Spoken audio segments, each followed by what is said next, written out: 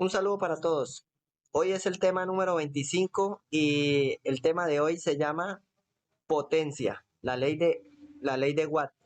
Este es un triángulo muy parecido a la ley de Ohm, a diferencia que en este triángulo en la parte superior vamos a tener la letra P, que significa potencia, y en la parte inferior, en los dos cuadros, voltaje, intensidad. Entonces, de este triángulo sacamos tres fórmulas, la cual la fórmula 1, potencia igual a voltaje por intensidad, o vamos a encontrar la otra que es intensidad igual a potencia sobre voltaje, o la otra que sería voltaje igual a potencia sobre intensidad. Estas tres fórmulas las vamos a encontrar con este triángulo para poder encontrar el valor de estas tres, ya sea la potencia consumida por un componente eléctrico, ya sea la potencia o la intensidad o el voltaje. Dependiendo de cualquiera de estas tres que nos den dos valores de este triángulo, podemos encontrar la otra que falta con esta ley de Watt. Bueno, entonces, potencia, aquí dice potencia. La potencia total consumida por una bombilla se transforma en calor y luz. El calor se genera por la fricción de la corriente de electrones a través de un filamento. Un filamento es una resistencia.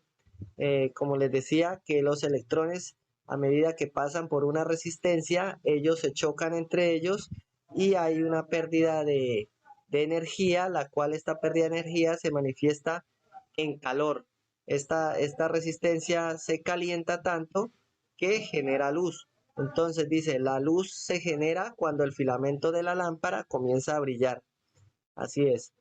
La potencia es el trabajo realizado por la unidad de tiempo depende de la corriente y del voltaje. Cuando el voltaje o la corriente que pasa a través de la bombilla aumenta, la cantidad de potencia consumida aumentará.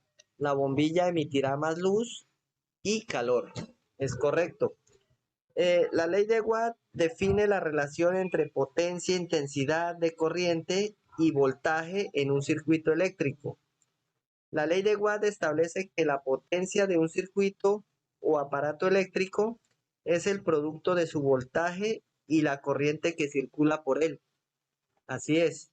Eh, entonces vamos a mirar aquí, tenemos dos bombillas, dice, dos bombillas iguales están encendidas con voltajes diferentes, ¿cuál consume más potencia? Entonces, como vemos aquí, tenemos dos bombillas, las dos son iguales, con la misma potencia de consumo, y vamos a ver lo que sucede, que las fuentes de alimentación son diferentes. Esta es de 6 voltios y esta es de 3 voltios. Y como vemos, esta ilumina mucho más que esta, a pesar de que los bombillos son iguales, sus resistencias son las mismas. Pero como vemos que tenemos una alimentación menor, entonces el bombillo ilumina menos. Entonces la potencia consumida será mayor porque aquí se le aplica mayor voltaje y aquí hay menor voltaje, por esta razón ilumina mucho menos, a pesar de que las dos bombillas tienen la misma resistencia. Entonces, dice, el E1 consume más potencia aunque los bombillos sean iguales. Lo que sucede es que la alimentación del E1 es mayor que el E2, por lo tanto habrá más potencia, es correcto. A mayor voltaje, mayor fuerza del flujo de electrones y entonces la potencia consumida aquí va a ser mucho mayor que esta. ¿Es correcto? Es igual como les explicaba en una tubería de agua donde el amperaje es el agua y el voltaje es la fuerza con la que fluye el agua. En este caso fluye con más fuerza porque es 6 voltios y en esta 3 voltios. Bueno, acá dice, ¿en qué se convierte la potencia consumida por un bombillo? La potencia consumida por un bombillo se convierte en luz y en calor. En eso se convierte la potencia, en luz y en calor. Seguimos acá. Dice, ¿cuál de estas dos bombillas consume más potencia? ¿La de menor resistencia o la de mayor resistencia? Esta bombilla es de mayor resistencia. Este pequeñito.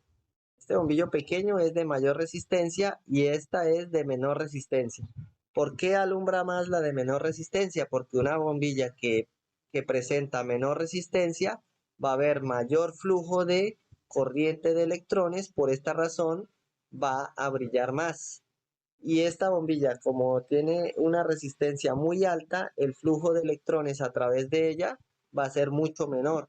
Entonces, por esta razón, esta va a consumir menos y esta que tiene una menor resistencia va a consumir mucho más potencia que una de mayor resistencia. Entonces, aquí lo vemos. Vamos a comprobar acá. En este caso ya hemos comprobado el bombillo pequeño y como vemos, ilumina mucho menos que este, porque esta bombilla pequeña tiene una resistencia mucho más alta que este otro bombillo. Así es. Bueno, cuando consume mayor potencia la de menor resistencia, es correcto, ya que la de menor resistencia habrá mayor flujo de corriente, por lo tanto aumenta el consumo de potencia. Así es. Esto es como igualmente como si fuera, yo siempre comparo esto con el agua, como si este bombillo fuera una llave de agua pequeña y este fuera una llave de agua mucho más grande. Entonces, ¿por dónde va a salir más agua? Por la llave más grande. En este caso, esta es la llave más pequeña, pues va a haber un flujo de agua mucho más pequeño. Lo mismo sucede con la electricidad. Bueno, aquí dice, nota, el consumo de energía depende de la corriente y del voltaje. Es correcto, eso ya lo comprobamos arriba en el primero, en el cual, en este caso, en este tema de hoy, lo hemos comprobado con el voltaje. El consumo de la potencia depende del voltaje, en este caso. Mañana miraremos la corriente. Aquí, por ejemplo, hemos aplicado 6 voltios y aquí 3 voltios y vemos que la diferencia, a pesar de que tenemos dos bombillos iguales, eh, ilumina mucho más esta que tiene una alimentación de 6 voltios y esta de 3 voltios. Entonces, vemos que la potencia consumida depende de acuerdo a la alimentación también, ya sea el voltaje y la corriente.